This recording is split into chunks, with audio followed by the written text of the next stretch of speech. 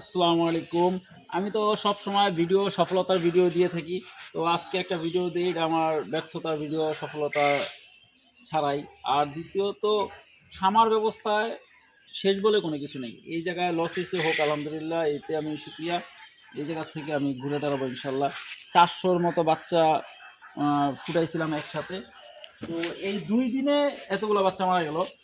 আর আরও প্রচুর বাচ্চা মৃত্যুর সাথে লড়াই করতেছে। আর এটা কোনো কারণও আমার মানে ধরতে পারিনি এখনও।